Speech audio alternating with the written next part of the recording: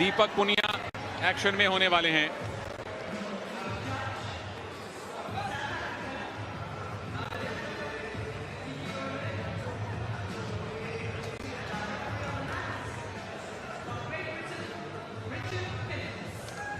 England के Richard Philips, दक्षिण Africa के मार्गरेटा इस मुकाबले में ऑफिशियल हैं। भारत को आशा है अपने लगातार तीसरे गोल्ड की। दीपक पुनिया सेमीफाइनल थोड़ा कड़ा संघर्ष करना पड़ा, लेकिन quarter final round of 16 technical superiority पे जीता। और ये हैं मोहम्मद इनाम। सेमीफाइनल में इनका भी कड़ा मुकाबला था। क्वार्टर फाइनल और राउंड ऑफ 16 में बहुत ज्यादा चुनौती इनको नहीं मिली।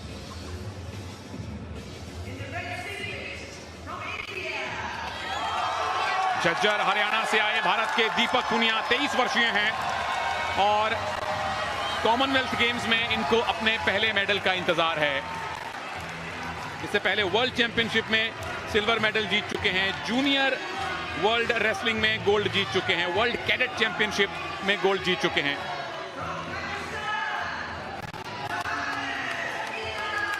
और ये हैं बहुत अनुभवी मोहम्मद इनाम, गुजरांवाला पाकिस्तान से आए हैं।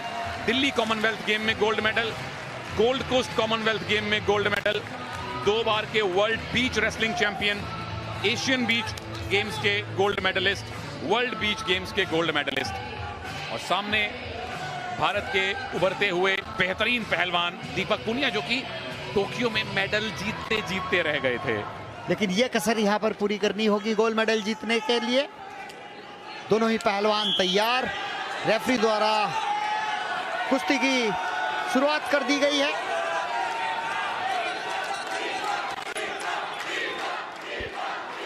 मोहम्मद इनाम जो हैं फ्लैग बेरर थे ओपनिंग सेरेमनी में। पाकिस्तान की क्रिकेटर बिस्मा मारूफ के साथ 2 कॉमनवेल्थ गोल्ड मेडल उनके नाम हैं। लेकिन दीपक पुनिया, इनकी हालिया फॉर्म कैसी है कृपा जी? बहुत ही बेहतरीन है। मुझे लग रहा है दीपक पुनिया अगर शुरुआती दौर से ही यानी लगातार चलते रहेंगे, देख लिए बहुत बेहतरीन प्रदर्शन करने वाले हैं दीपक पुनिया।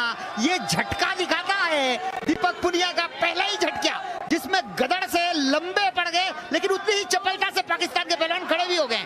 तो ये फिटनेस दिखाती है दोनों ही पहलवानों की कि किस लेवल की ये कुश्ती हो रही है। भारत और पाकिस्तान का फाइनल है। स्टेडियम में समर्थन पूरी तरह से दीपक पुनिया के साथ है। मोहम्मद इनाम एक बेहतरीन पहलवान जरूर हैं, अनुभवी हैं, और सही मायने में ये अनुभव और युवा जोश का मुकाबला है। बिल्कुल सही कहा तनेजा, क्योंकि ये जो मुकाबला है बहुत ही अहम है दीपक पुनिया के लिए।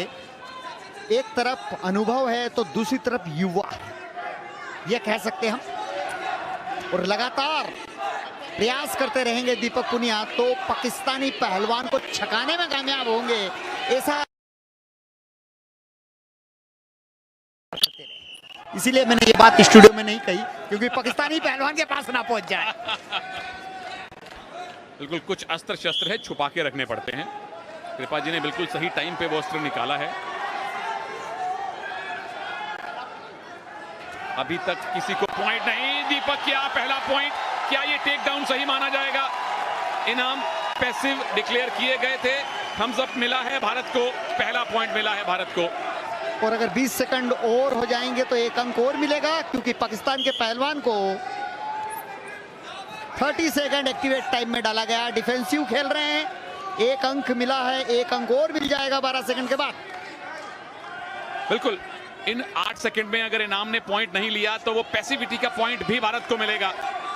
बस 3-2-1 3-2-1 2-0 से फिलहाल दीपक पुनिया आगे हो जाएंगे।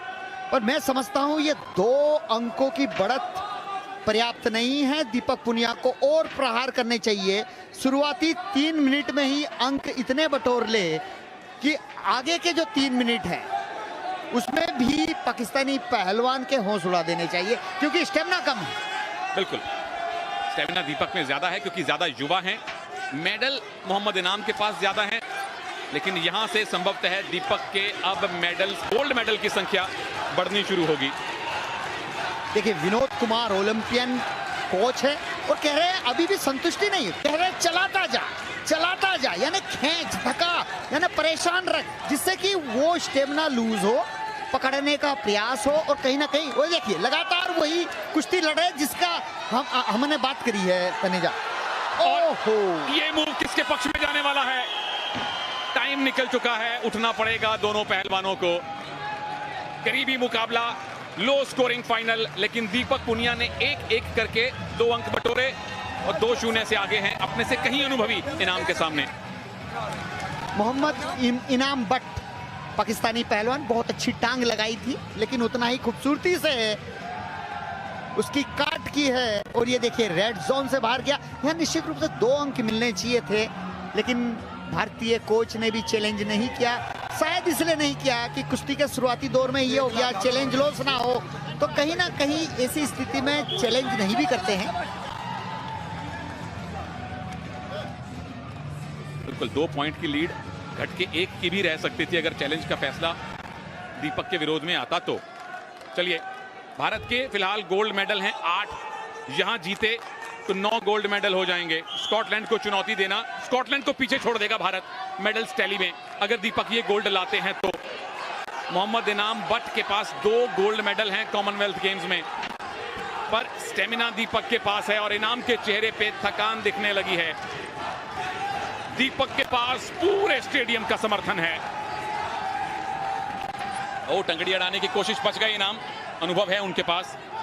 ये बहुत अच्छी बात है, हाथ और पैर दोनों ही चला रहे हैं, लगातार खींच रहा प्रयास, और भाग रहे हैं पाकिस्तान के पहलवान, ग्रिप से भाग रहे हैं। निश्चित रूप से रेफरी द्वारा हिदायत दी गई है, ब्लू टैग द्वारा उन्हें वार्न किया गया है। रेड और ब्लू 2 टैग रेफरी के हाथ में होता है, और उसी हाथ को आगे के करके बताया जाता है, क्योंकि इतनी आवाज में सुनाई तो देता नहीं है, लेकिन हाथ रेंज किया उससे पता चल जाता है कि आप भागिए मत। और फिर से ग्रिप बनाने की कोशिश, डिफेंस ही कर रहे हैं मोहम्मद इनाम अब तक तो। दीपक अगर बाहर ले गए तो 1 पॉइंट मिलेगा, क्या बाहर गए? जी नहीं, और काउंटर अटैक, वापस आइए।